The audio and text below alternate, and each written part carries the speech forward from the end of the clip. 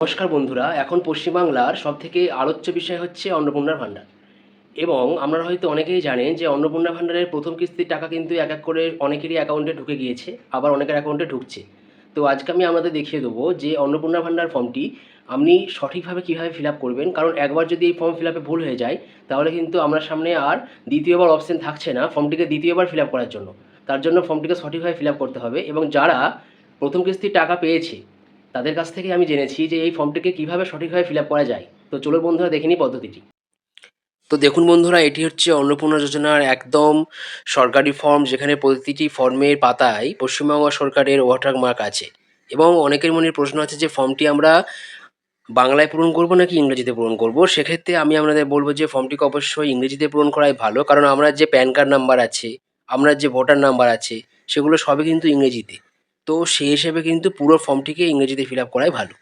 তো দেখুন, ফর্মের একদম শুরুতেই লেখা আছে অন্নপূর্ণা যোজনা পারিবারিক তথ্য সংগ্রহের ফর্ম। অর্থাৎ এই ফর্মের মধ্যে কিন্তু শুধুমাত্র যিনি অন্নপূর্ণা ভাণ্ডার পাচ্ছেন বা অন্নপূর্ণা ভাণ্ডার পাওয়ার জন্য আবেদন করছেন, শুধুমাত্র কিন্তু তার ডিটেলস দিলেই হবে না, পরিবারের কিন্তু প্রত্যেকের ডিটেলস দিতে হবে। তো সেই জন্য এখানে বলা আছে পারিবারিক তথ্য সংগ্রহের ফর্ম। এবং দেখুন লেখা আছে প্রতিটি বিভাগে টিক অথবা চেকবক্সের বিকল্প এবং নির্দেশাবলী রয়েছে। প্রতিটি চেকবক্স ও ক্ষেত্র পরিষ্কারভাবে চিহ্নিত করা হয়েছে। আবেদনকারী এবং যাচাইকারী কর্মকর্তাদের জন্য প্রয়োজনীয় নির্দেশাবলী প্রদান করা হয়েছে। প্রতিটি বিভাগ পূরণ করা বাধ্যতামূলক। এরপর দেখুন পরপর তিনটি কলাম আছে, যেখানে প্রথম কলামে আছে বিভাগ অথবা ক্ষেত্র, এবং এবং তারপরে আছে বিকল্প অথবা ইনপুট, এবং তারপরে আছে নির্দেশনা। এবং দেখুন ১ নম্বর দিয়ে লেখা আছে পরিবারের প্রধানের নাম। এখানে HOA মানে হচ্ছে হেড অফ দ্য ফ্যামিলি। তো এখানে কিন্তু আপনার পরিবারের যিনি প্রধান, অর্থাৎ তিনি আপনার মা হতে পারেন, তিনি আপনার বাবা হতে পারেন, অর্থাৎ পরিবারের যিনি বয়োজ্যেষ্ঠ, যিনি প্রধান, তার নাম লিখতে হবে। এবং আধার কার্ড অনুযায়ী আধার কার্ডে ঠিক যেমন নাম রয়েছে, যে নাম রয়েছে সেই নামটাই লিখতে হবে। এরপরে দেখুন জন্ম তারিখ, অর্থাৎ যিনি পরিবারের প্রধান তার যেটি জন্ম তারিখ সেটা এখানে লিখতে হবে। এবং এখানে দেখুন দেওয়া আছে দিন, মাস, বছর, অর্থাৎ অর্থাৎ যদি পরিবারের প্রধানের জন্মের তারিখ হয়ে থাকে 10/10/1980, সেক্ষেত্রে কিন্তু দিনের নিচে 10, মাসের নিচে 10 এবং বছরের নিচে সংখ্যায় 1980 লিখতে হবে। এরপর দেখুন পরিবারের প্রধানের লিঙ্গ, অর্থাৎ অর্থাৎ যিনি পরিবারের প্রধান, হেড অফ দ্য ফ্যামিলি, তিনি যদি পুরুষ হয়ে থাকেন তাহলে পুরুষের বাম দিকের ঘরটিতে টিক চিহ্ন দেবেন, এবং মহিলা হয়ে থাকলে মহিলার বাম দিকের ঘরটিতে টিক চিহ্ন দেবেন। এরপর দেখুন পরিবারের প্রধানের আধার নম্বর, অর্থাৎ অর্থাৎ পরিবারের প্রধানের যে 12 সংখ্যার আধার নম্বরটি রয়েছে সেই আধার নম্বরটি এখানে লিখবেন। এরপরে ডিজিটাল রেশন কার্ডের পারিবারিক আইডি, অর্থাৎ এখানে কিন্তু পরিবারের যিনি প্রধান শুধুমাত্র শুধুমাত্র তাঁরই ডিজিটাল রেশন কার্ডের আইডিটি, যেটি রেশন কার্ডের ওপর দিকে দেওয়া আছে, সেই আইডিটি এখানে লিখবেন। এরপরে পরিবারের সদস্য সংখ্যা, দেখুন লেখা আছে ডান দিকের ঘরটিতে শুধুমাত্র সংখ্যায়, অর্থাৎ যদি আপনার পরিবারের মোট সদস্য সংখ্যা 4 বা 6 হয়ে থাকে, সেক্ষেত্রে শুধুমাত্র 4 বা 6 সংখ্যাটি লিখবেন। কোনো রকম জন লিখবেন না, যে 4 জন বা 6 জন লেখার দরকার নেই, শুধুমাত্র 4 বা 6 লিখবেন সংখ্যায়। এরপর দেখুন ঠিকানা, আপনার যেটি পার্মানেন্ট অ্যাড্রেস বা যেটি আপনার স্থায়ী ঠিকানা, সেই ঠিকানাটি এখানে দিতে হবে। এরপরে যোগাযোগ নম্বর, পরিবারের প্রধানের যেটি ফোন নাম্বার সেটি এখানে দিয়ে দেবেন। এবং অবশ্যই কিন্তু ফোন নাম্বারটির সাথে আধার নম্বর সংযুক্ত থাকতে হবে। যদি আপনার পরিবারের প্রধানের ফোন নাম্বারের সাথে আধার নম্বর সংযুক্ত না থাকে, সেক্ষেত্রে কিন্তু আপনি আপনার পরিবারের যে নাম্বারটির সাথে আধার নাম্বার সংযুক্ত রয়েছে সেই নাম্বারটি এখানে দেবেন। এরপর দেখুন নাম, জন্ম তারিখ, লিঙ্গ, পরিবারের প্রধানের সঙ্গে সম্পর্ক, আধার নম্বর, পরিবারের সকল সদস্যের। এরপরে একদম যিনি পরিবারের প্রধান তিনি সহ পরিবারের সকল সদস্যের কিন্তু এখানে সমস্ত ডিটেলস, সমস্ত তথ্য কিন্তু এখানে দিতে হবে। অর্থাৎ এবার দেখুন যে আছে যে পরিবারের প্রধান, হেড অফ দ্য ফ্যামিলি, অর্থাৎ এখানে আপনি ঠিক এর পাশটিতে আপনার যিনি পরিবারের প্রধান, যার নাম আপনি একদম ফর্মের শুরুতেই লিখেছিলেন, তার নামটি এখানে লিখে দেবেন। এবার তিনি যদি পুরুষ হয়ে থাকেন তাহলে তিনি অন্নপূর্ণা ভাণ্ডার পাবেন না, সেক্ষেত্রে এই হ্যাঁর ঘরটি কিন্তু ফাঁকা থাকবে। আর যদি তিনি মহিলা হয়ে থাকেন এবং যদি তার বয়স অন্নপূর্ণা ভাণ্ডার পাওয়ার জন্য যোগ্য হয়, তাহলে অবশ্যই এই হ্যাঁর ঘরটিতে টিকচিহ্ন দিতে হবে। এবার দেখুন সদস্য 1 এর জায়গায় আপনার পরিবারের যিনি অন্নপূর্ণার ভাণ্ডার পাচ্ছেন তার নাম লিখতে হবে অবশ্যই, এটা কিন্তু খেয়াল রাখবেন। তো এবং তার জন্ম তারিখ এবং তার লিঙ্গ, অবশ্যই তিনি মহিলা, তাহলে এখানে স্ত্রী লিখবেন। যদি পুরুষ হয় পুং এবং মহিলা হলে স্ত্রী, অর্থাৎ এখানে কিন্তু লিঙ্গের জায়গায় সদস্য 1 এর লিঙ্গের জায়গায় লিখবেন স্ত্রী। এবং পরিবারের প্রধানের সঙ্গে সম্পর্ক, পরিবারের প্রধানের সঙ্গে সম্পর্ক হচ্ছে এখানে লিখতে হবে স্ত্রী, অর্থাৎ যিনি পরিবারের প্রধান তার তার স্ত্রী এই অন্নপূর্ণা ভাণ্ডার পাওয়ার জন্য অ্যাপ্লাই করছেন। এবং তার আধার নম্বরটি লিখবেন এবং এখানে অবশ্যই হ্যাঁ ঘরটিতে কিন্তু টিক চিহ্ন দিতে হবে। এরপর সদস্য 2, আমি এখানে ধরে নিলাম যে তাদের 2 ছেলে, একজনের নাম সৌম্যদীপ, একজনের নাম শুভদীপ। তাহলে সদস্য এবার 2 এর জায়গায় কিন্তু বড় ছেলের নাম লিখতে হবে, তার জন্ম তারিখ, তার লিঙ্গ অবশ্যই পুং। এখানে কিন্তু হ্যাঁ ঘরটি থাকবে ফাঁকা এবং পরিবারের প্রধানের সঙ্গে সম্পর্ক হচ্ছে ছেলে লিখবেন এখানে এবং তার আধার নাম্বারটি লিখবেন। এরপরে সদস্য 3 এর ঘরে কিন্তু পরিবারের ছোট ছেলের নাম লিখতে হবে, তার নাম হচ্ছে বলেছিলাম শুভদীপ, তাহলে শুভদীপ লিখে দিলেন একদম সম্পূর্ণ নাম লিখবেন, সেক্ষেত্রে শুভদীপ মণ্ডল হতে পারে, শুভদীপ ঘোষ হতে পারে। তো এবং তারপরে তার জন্ম তারিখ লিখবেন এবং তার লিঙ্গ লিখবেন পুং। পরিবারের প্রধানের সঙ্গে সম্পর্ক এটাও লিখবেন ছেলে এবং আধার নম্বর অর্থাৎ পরিবারের ছোট ছেলে আধার নম্বর এখানে দিয়ে দেবেন, হ্যাঁ ঘরটি কিন্তু এখানে ফাঁকা থাকবে। এরপর আমি কিন্তু একদম চলে আসছি 10 নম্বরে। দেখুন এখানে দেওয়া আছে পরিবারের প্রধান এবং পরিবারের সকল প্রাপ্তবয়স্কদের ব্যাঙ্ক অ্যাকাউন্ট নগদ অর্থ স্থানান্তরের জন্য, এবং এক্ষেত্রে কিন্তু প্রতিটি ব্যাঙ্ক অ্যাকাউন্টের সাথে ডিবিটি অর্থাৎ ডিরেক্ট ব্যাঙ্ক ট্রান্সফার লিঙ্ক থাকতে হবে। দেখুন বলা আছে ডিবিটি ক্রেডিটের জন্য আধার লিঙ্কযুক্ত ব্যাঙ্ক অ্যাকাউন্ট প্রদান করুন। এখানে HOF অর্থাৎ একদম শুরুতেই কিন্তু যিনি হেড অফ দ্য ফ্যামিলি তার ব্যাংকের ব্রাঞ্চের নাম্বার দিতে হবে। এখানে কিন্তু ব্যাংকের লেখাটির পাশে যে ব্রাঞ্চ সেই ব্রাঞ্চের নাম্বার দিতে হবে। অর্থাৎ যদি আমাদের হয়ে থাকে যে আরামবাগ ব্রাঞ্চ, তাহলে এখানে দিয়ে দিলেন যে আরামবাগ ব্রাঞ্চ। এরপরে হচ্ছে অ্যাকাউন্ট নাম্বার দেবেন এবং আইএফএসসি কোডটা দেবেন। এরপরে সদস্য 1 এর জায়গায় যিনি এই অন্নপূর্ণা ভাণ্ডার পাওয়ার জন্য অ্যাপ্লাই করেছেন তার ব্যাংকের ব্রাঞ্চের নাম্বার, অ্যাকাউন্ট নাম্বার এবং আইএফএসসি কোড দেবেন। সদস্য 2 এর জায়গায় বড় ছেলের ব্যাংকের number, account number, IFSC code দেবেন এবং সদস্য 3 এর জায়গায় পরিবারের ছোট ছেলের ব্যাংকের ব্রাঞ্চের নাম্বার, অ্যাকাউন্ট নাম্বার এবং আইএফএসসি কোড দেবেন। এবার আমি চলে আসছি 11 নম্বরে। এখানে দেখুন এপিক অর্থাৎ এপিক মানে কিন্তু ভোটার, ঠিক আছে? এপিক বলতে এখানে ভোটার কার্ডকে বোঝানো হয়। এবার এখানে কি বলেছে দেখুন যে epic head of the family এবং সকল প্রাপ্তবয়স্ক সদস্য ভোটার তালিকার অংশ নম্বর সহ। অর্থাৎ আপনাদের কাছে আপনার পরিবারের যে ভোটার লিস্টটি রয়েছে সেখানে কিন্তু বিধানসভা ক্ষেত্র সেই ভোটার লিস্টের ওপর দিকে ডান দিকে বিধানসভা ক্ষেত্র এবং বাম দিকে অংশ নাম্বার দেওয়া আছে। তো সেখান থেকে ঠিক দেখে বিধানসভা ক্ষেত্র এবং অংশ নম্বর দিতে হবে এবং তার ওপরে হেড অফ দ্য ফ্যামিলির এপিক নাম্বার অর্থাৎ ভোটার নাম্বারটা দিতে হবে। এবং একই রকমভাবে সদস্য 1 অর্থাৎ যিনি অন্নপূর্ণা ভাণ্ডার পাওয়ার জন্য আবেদন করেছেন তার ভোটার নাম্বার, বিধানসভা ক্ষেত্র এবং অংশ নাম্বার, একটা পরিবারের বিধানসভা ক্ষেত্র এবং অংশ নাম্বার কিন্তু একই হবে। এরপর সদস্য 2 এ বড় ছেলের এপিক নাম্বার অর্থাৎ ভোটার কার্ড নাম্বার, বিধানসভা ক্ষেত্র এবং অংশ নাম্বার, এবং সদস্য 3 এ এপিক নাম্বার অর্থাৎ ছোট ছেলের এপিক নাম্বার, বিধানসভা ক্ষেত্র এবং অংশ নাম্বারটি ঠিক করে দেখে দিয়ে দেবেন। এরপরে দেখুন 12 নম্বরে আছে বিভাগ। সেখানে দেখুন আপনি যে ক্যাটাগরির মধ্যে পড়েন, আপনি যে ক্যাটাগরির মধ্যে বিলং করেন, অর্থাৎ আপনি যদি শিডিউল কাস্ট হয়ে থাকেন, আপনি যদি শিডিউল ট্রাইব হয়ে থাকেন অর্থাৎ SC ST OBC, বা যদি আপনি আনরিজার্ভডের মধ্যে EWS এর মধ্যে পড়েন, বা যদি আপনি আনরিজার্ভড হয়ে থাকেন, আমার যদি কোনো রকম EWS এর শংসাপত্র না থাকে, সেক্ষেত্রে আপনি কিন্তু একদম অসংরক্ষিত বা ইউআর এর ঘরটিকে সিলেক্ট করবেন, বাম দিকের ওই ছোট্ট ঘরটিতে টিক চিহ্ন দেবেন। বা আপনি যদি SC ST OBC হয়ে থাকেন সেক্ষেত্রে কিন্তু ঠিকমতো দেখে আপনার ক্যাটাগরিটিকে চুজ করবেন।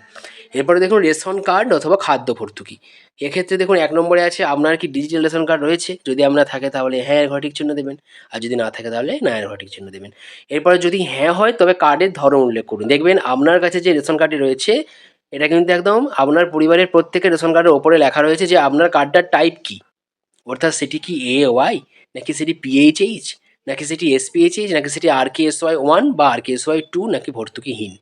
তো সেটা কিন্তু ঠিকমতো দেখে কিন্তু দিয়ে দেবেন যে আপনার রেশন কার্ডটির ধরন কী। পরিবারটি রেশন দোকান থেকে মাসিক রেশন তুলছে কি না। দেখুন যদি আপনার রেশন কার্ড থাকে তাহলে তো আপনি নিশ্চিতভাবে রেশন তুলছেন, সেক্ষেত্রে হ্যাঁ দেবেন। আর যদি আপনি রেশন দোকান থেকে মাসিক রেশন না তুলেন সেক্ষেত্রে না দেবেন। এরপরে দেখুন সম্পদ, বাড়ির ধরন, আপনার বাড়িতে কি 3 বা তার বেশি পাকা ঘর রয়েছে? যদি আপনার বাড়িতে 3টির বেশি পাকা ঘর থাকে, এখানে কিন্তু ঘর মানে হচ্ছে রুম, অর্থাৎ যদি আপনার বাড়িতে 3টির বেশি কক্ষ থাকে সেক্ষেত্রে আপনি কি দেবেন? হ্যাঁ দেবেন। আর যদি না থাকে তাহলে না দেবেন। এরপরে পারিবারিক জমির মালিকানা। দেখুন পারিবারিক জমির মালিকানা হচ্ছে যদি আপনাদের পরিবারের কারোর নামে, পরিবারের প্রধান বা পরিবারের অন্য কারোর নামে কোনো নিজস্ব জমি থেকে থাকে সেক্ষেত্রে হ্যাঁ দিতে হবে। আর যদি কোনো জমি না থেকে থাকে, আমরা যদি ভূমিহীন হয়ে থাকেন সেক্ষেত্রে না দিতে হবে। এবং অবশ্যই কিন্তু এই দেখুন পাশে লেখা আছে রেজিস্ট্রেশন নথি, মিউটেশনের কপি এবং আরওআর হালনাগাদের তারিখ সহ সর্বশেষ জমি রেকর্ডের কপি। অর্থাৎ সেক্ষেত্রে কিন্তু আপনার জমি রেজিস্ট্রেশনের নথি, মিউটেশন নথি এবং আপনার জমির কিন্তু রেকর্ডের 1 কপি করে জেরক্স আপনাকে কিন্তু এই ফর্মের সাথে দিতে হবে। পরিবারের সকল সদস্যের মোট জমির পরিমাণ শতকে। আচ্ছা, সেক্ষেত্রে দেখুন আপনার পরিবারের সকল সদস্যের মোট জমি যে পরিমাণ রয়েছে সেই কিন্তু পরিমাণটাকে কিন্তু এখানে শতক হিসেবে দিতে হবে। সেক্ষেত্রে আপনি জেনে রাখবেন 1 কাঠা হচ্ছে 2 শতক। এবার দেখুন যানবাহন, আপনি বা পরিবারের কোনো সদস্য কি অবাণিজ্যিক মোটরচালিত 4 চাকার গাড়ি আছে? যদি আপনাদের বাড়িতে কেবলমাত্র কোনো 4 চাকার গাড়ি থাকে, কোনো গাড়ি বা জিপ বা কোনো ট্রাক্টর, সেক্ষেত্রে আপনাকে হ্যাঁ দিতে হবে। আর যদি না থাকে সেক্ষেত্রে আপনাকে না দিতে হবে। এবং যদি হ্যাঁ হয় তাহলে কিন্তু আপনাদের পরিবারের মোট কতগুলি গাড়ি রয়েছে সেই সংখ্যাটি উল্লেখ করতে হবে এবং সেই গাড়ির রেজিস্ট্রেশন নম্বরগুলিও দিতে হবে। এবং সেই একদম ডান দিকের ঘরটিতে আপনাদের পরিবারে কোন কোন গাড়ি রয়েছে সেই প্রতিটি গাড়ির মডেল কিন্তু এখানে লিখতে হবে। এরপর দেখুন 5 নম্বর, পরিবার ভিত্তিক সদস্যদের স্বাস্থ্য বিমা। যদি আপনাদের পরিবারের কোনো সদস্যের নামে স্বাস্থ্য বিমা করা থাকে সেক্ষেত্রে কিন্তু হ্যাঁ দিতে হবে। এবং এবং যদি হ্যাঁ হয় সেক্ষেত্রে পরিবারের কার নামে রয়েছে সেটা আপনাকে এখান থেকে কিন্তু নিতে হবে। সেই স্বাস্থ্য বিমাটা সরকারি না বেসরকারি সেটি কি, এবং সেই ঘরের পাশে যদি সরকারি হয় তাহলে সরকারির বাম দিকের ঘরে আপনাকে টিক চিহ্ন দিতে হবে। আর যদি বেসরকারি কোনো বিমা হয় সেক্ষেত্রে বেসরকারি বাম দিকের ঘরটিতে আপনাকে টিক চিহ্ন দিতে হবে এবং সেই বিমার অঙ্কটি আপনাকে এখানে লিখতে হবে এবং তারপরে প্রিমিয়ামের বিবরণ দিতে হবে। আর যদি না থাকে তাহলে একদম সবার উপরের নায়ের বাম দিকের ঘরটিতে আপনি টিক চিহ্ন দেবেন। এবং এখানে দেখুন সদস্য 1 2 3 4 করে দেওয়া আছে, অর্থাৎ এখানে কিন্তু যে সদস্যের নামে বিমা রয়েছে সেই ঘরটিকে কিন্তু আপনাকে কিন্তু বেছে নিতে হবে সঠিকভাবে।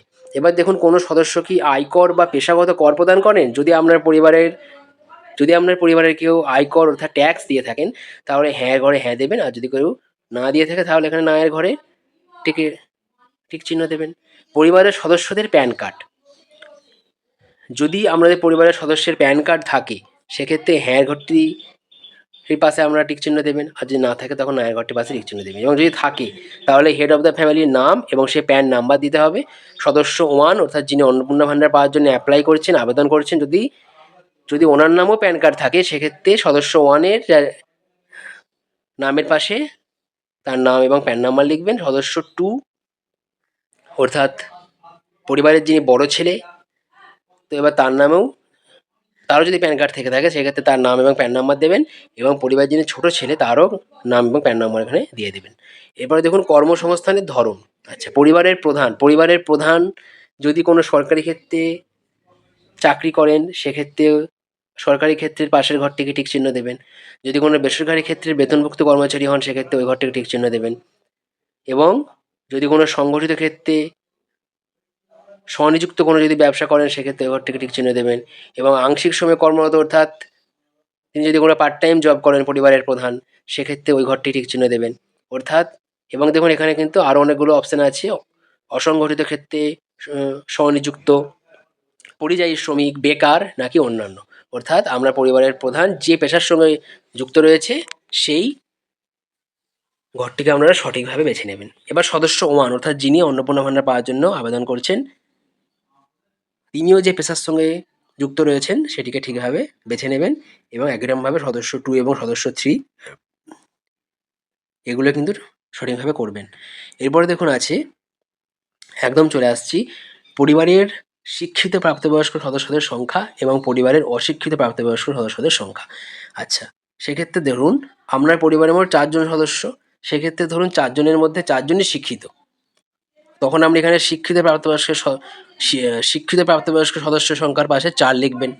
আবার ধরুন 4 জনের মধ্যে 2 জন শিক্ষিত 2 জন অশিক্ষিত, সেক্ষেত্রে আপনি শিক্ষিত পাশে 2 লিখবেন এবং ঠিক তার নিচে অশিক্ষিত প্রাপ্তবয়স্ক সদস্যের পাশে 2 লিখবেন। আচ্ছা, পরিবারের প্রধান যদি শিক্ষিত হয়ে থাকে সেক্ষেত্রে শিক্ষিতের ঘরটির পাশে টিক চিহ্ন দেবেন। আর যদি পরিবারের প্রধান অশিক্ষিত হয়ে থাকে সেক্ষেত্রে অশিক্ষিতের পাশে টিক চিহ্ন দেবেন। এবং সর্বোচ্চ শিক্ষাগত যোগ্যতা পরিবারের প্রধানের সেটি এখানে দিয়ে দেবেন। তিনি মাধ্যমিক পাস, নাকি তিনি 8 পাস, নাকি তিনি উচ্চ মাধ্যমিক পাস, নাকি তিনি গ্র্যাজুয়েশন করেছেন, সেটি এখানে সঠিকভাবে দিয়ে দেবেন। এরপর দেখুন সদস্য 1 অর্থাৎ যিনি অন্নপূর্ণা ভাণ্ডার পাওয়ার জন্য আবেদন করছেন তিনি যদি শিক্ষিত হয়ে থাকেন সেক্ষেত্রে শিক্ষিত পাশে টিক চিহ্ন দেবেন, অশিক্ষিত হয়ে থাকলে অশিক্ষিত পাশে টিক চিহ্ন দেবেন, এবং অন্যরা কিন্তু সর্বোচ্চ শিক্ষাগত যোগ্যতাটি এখানে সঠিকভাবে লিখে দেবেন। এরপর দেখুন সদস্য 2 এবং সদস্য 3, অর্থাৎ পরিবারের বড় ছেলে এবং ছোট ছেলেরও শিক্ষাগত যোগ্যতাটি এখানে সঠিকভাবে নির্বাচন করবেন। এরপর দেখুন কোনো সদস্য কি কোনো সাংবিধানিক পদ, মন্ত্রী, সাংসদ, বিধায়ক, পৌরস্থানীয় সংস্থা এবং পঞ্চায়েত সংস্থার প্রাক্তন বর্তমান ধারক? যদি হ্যাঁ হয় হ্যাঁ, যদি না হয় না। এবং যদি হ্যাঁ হয় তাহলে তিনি যে পদে রয়েছেন তার সদস্য নম্বরটি এখানে দিতে হবে। কোনো সদস্যকে সরকারি পেনশনভোগী? যদি আপনার পরিবারের কোনো সদস্য, কোনো মেম্বার সরকারি পেনশন পেয়ে থাকেন সেক্ষেত্রে হ্যাঁ এর পাশে হ্যাঁ, এবং না এর পাশে না। যদি হ্যাঁ হয় সেক্ষেত্রে অবশ্যই যিনি সরকারি পেনশনভোগী তার সদস্য নম্বরটি এখানে দিতে হবে। এবার দেখুন কোনো সদস্যকে জিএসটির অধীনে নিবন্ধিত আছেন? যদি আপনার পরিবারের কোনো সদস্য কোনো খাতে জিএসটি দিয়ে থাকেন সেক্ষেত্রে হ্যাঁ ঘরে হ্যাঁ এবং না ঘরে না দিতে হবে। এবং যদি হ্যাঁ হয় তাহলে দেখুন ডান দিকে আপনাকে কিন্তু জিএসটি আয়ের নাম্বারটি এখানে দিতে হবে। পরিবারের মোট বার্ষিক আয়, অর্থাৎ আপনার পরিবারে যদি মোট বার্ষিক আয় হয়ে থাকে 60,000 টাকা সেক্ষেত্রে এখানে শুধুমাত্র 60,000 অঙ্কে লিখবেন, এবং যদি হয়ে থাকে 70,000 টাকা সেক্ষেত্রে এখানে কিন্তু 70,000 টাকা অঙ্কে লিখবেন। অর্থাৎ আপনার পরিবার যেটা মোট বার্ষিক আয় সেটিকে এখানে অঙ্কে লিখতে হবে। এরপরে দেখুন আছে অন্যান্য পরিচয় নথি। সেখানে হচ্ছে সিএ আবেদনের বর্তমান অবস্থা যদি থাকে, অর্থাৎ পরিবারের প্রধান যদি সিএ এর জন্য আবেদন করে থাকেন সেক্ষেত্রে আবেদন করা হয়েছে এবং আবেদন নম্বর দিতে হবে, এবং যদি সেই আবেদন করার পর সার্টিফিকেট পেয়ে গিয়ে থাকেন সেক্ষেত্রে ইস্যু করা হয়েছে এবং সার্টিফিকেট নম্বর দিতে হবে। আর যদি তিনি আবেদন না করেন সেক্ষেত্রে প্রযোজ্য নয় দিতে হবে। এবং একই রকমভাবে সদস্য 1 অর্থাৎ যিনি অন্নপূর্ণা ভাণ্ডারের জন্য অ্যাপ্লাই করছেন তার তার এখানে ডিটেলসটি কিন্তু পূরণ করতে হবে, এবং একই রকমভাবে সদস্য 2 এবং 3 ঘরটিও কিন্তু পূরণ করতে হবে। এরপরে দেখুন অন্যান্য কিষাণ ক্রেডিট কার্ডের আরডি, শিল্পী ক্রেডিট কার্ড, অর্থাৎ আপনার কাছে যদি কোনো প্রকার ক্রেডিট কার্ড থেকে থাকে, দেখুন এখানে অনেক রকম আছে, যেমন আপনার কিষাণ ক্রেডিট কার্ড, তারপরে কিষাণ ক্রেডিট কার্ড এআরডি, শিল্পী ক্রেডিট কার্ড, মৎস্যজীবী ক্রেডিট কার্ড, শিক্ষার্থী ক্রেডিট কার্ড, অর্থাৎ সেক্ষেত্রে কিন্তু পরিবারের প্রধানের পাশাপাশি সদস্য 1, 2, 3 প্রত্যেকের কিন্তু এখানে কিন্তু সেই ক্রেডিট কার্ডের আইডি সংখ্যা এবং সেই ক্রেডিট কার্ডের নম্বর এবং যে তারিখে ইস্যু করা হয়েছে সেগুলো দিতে হবে যদি থেকে থাকে। আর যদি না থাকে সেক্ষেত্রে এই ঘরগুলো কিন্তু ফাঁকা রাখবেন। এরপরে দেখুন একদম আমি চলে আসছি সামাজিক মর্যাদা এবং নির্ভরশীল ব্যক্তিগণ।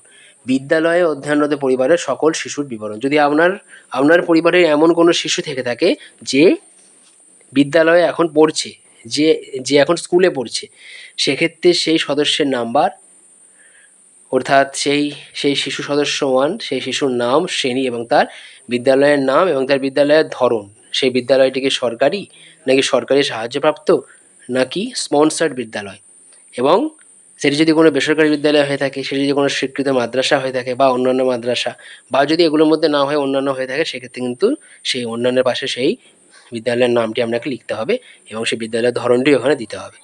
এরপরে ধরুন আমরা পরিবারের আরও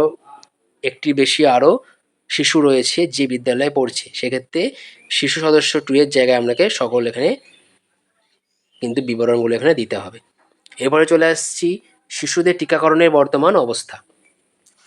অর্থাৎ আপনার পরিবারে যদি এমন কোনো শিশু সদস্য থেকে থাকে যার টিকাকরণ হয়েছে সেক্ষেত্রে কিন্তু হ্যাঁ টিকাকরণ শুরু হয়েছে বা সম্পূর্ণ হয়েছে পাশের ঘরটিতে টিক চিহ্ন দিতে হবে। আর যদি এখনও পর্যন্ত সেই আপনার পরিবারের শিশুটির টিকাকরণ না হয়ে থাকে তাহলে কিন্তু ওই টিকাকরণ করা হয়নি পাশের ঘরটিতে আপনাকে টিক চিহ্ন দিতে হবে। আর যদি আপনার পরিবারে কোনো শিশু না থেকে থাকে তাহলে কিন্তু আপনারা এই ঘরগুলিকে কিন্তু ফাঁকা রাখবেন। এরপরে দেখুন সরকারি প্রকল্পের আওতায় সুবিধা। সেখানে লেখা আছে আপনি কি কোনো সরকারি প্রকল্পের সুবিধা ডিবিটির মাধ্যমে পাচ্ছেন? যদি পরিবারের প্রধান অন্নপূর্ণা ভাণ্ডার ছাড়া অন্য কোনো সরকারি প্রকল্পের সুবিধা ডিবিটির মাধ্যমে পেয়ে থাকেন তাহলে হ্যাঁ এর পাশে টিক চিহ্ন দেবেন, আর যদি না পেয়ে থাকেন তাহলে না এর পাশে টিক চিহ্ন দেবেন। এবং সেক্ষেত্রে আপনি যদি অন্য কোনো প্রকল্প পেয়ে থাকেন সেক্ষেত্রে এখানে প্রকল্পের নামগুলি এই 1, 2, 3, 4, 5 এগুলোর পাশে লিখবেন। এবং দেখুন পাশে লেখা আছে যে প্রত্যাহার করতে চান, এখানে কিন্তু যে হ্যাঁ হ্যাঁ করে লেখা আছে প্রত্যেকটি ঘরে 5টি ঘরে, তো এখানে কিন্তু কোনো হ্যাঁ এর পাশে টিক চিহ্ন দেবেন না, তাহলে কিন্তু আপনার সে আগের প্রকল্পটি বন্ধ হয়ে যেতে পারে। তাই শুধুমাত্র প্রকল্পের নামগুলি দিয়ে দেবেন যদি আপনি পেয়ে থাকেন অন্য কোনো প্রকল্প। এরপরে সদস্য 1 অর্থাৎ যিনি অন্নপূর্ণা ভাণ্ডারের জন্য আবেদন করছেন তিনি যদি অন্নপূর্ণা ভাণ্ডার ছাড়া অন্য কোনো প্রকল্প পেয়ে থাকেন সেক্ষেত্রেও কিন্তু আপনি প্রকল্পের নামগুলি দিতে পারেন, কিন্তু এখানে কিন্তু হ্যাঁ ঘরগুলি ফাঁকাই থাকবে। একই রকমভাবে সদস্য 2 এবং সদস্য 3 ঘরগুলো কিন্তু পূরণ করে দেবেন। এরপরে আর কিছু নেই এখানে। এবার যেটি আছে দেখুন লেখা আছে, আমি এই মর্মে ঘোষণা করছি যে উপরে প্রদত্ত তথ্য আমার জ্ঞান ও বিশ্বাস অনুযায়ী সত্য এবং প্রযোজ্য ক্ষেত্রে আমি সকল সহায়ক নথি প্রদান করেছি এবং উপরে উল্লেখিত কোনো মানদণ্ড বাদ দিইনি। আমি অবগত যে আমার প্রদত্ত কোনো তথ্য মিথ্যা প্রমাণিত হলে আমার সামাজিক সুরক্ষা সংক্রান্ত সুবিধাসমূহ বন্ধ হয়ে যেতে পারে। এখানে আপনি এই সম্মতর ঘরটিতে টিকচিহ্ন দিয়ে দেবেন এবং এখানে অবশ্যই পরিবারের যিনি প্রধান তিনি এখানে স্বাক্ষর করবেন। এবং দেখুন তার নিচে লেখা আছে দ্রষ্টব্য, পরিবার বলতে এমন একদল ব্যক্তিকে বোঝায় যা সাধারণত একসঙ্গে বসবাস করেন এবং একই রান্নাঘর থেকে খাবার গ্রহণ করেন। এরপর যেটা আছে দেখুন, শুধুমাত্র সরকারি ব্যবহারের জন্য। এখানে আপনি আর কোনো কিছু পূরণ করবেন না। এগুলো সব কিছু হচ্ছে অফিসিয়ালি ইউজের জন্য, অফিসের লোকজন এটি পূরণ করবেন। বন্ধুরা, আজকে এটাই ছিল অন্নপূর্ণা ভান্ডারের ফর্ম ফিল আপের খুঁটিনাটি। ভিডিওটি ভালো লেগে থাকলে অবশ্যই ভিডিওটি লাইক করবেন এবং চ্যানেলটিকে সাবস্ক্রাইব করে পাশে থাকবেন। ধন্যবাদ।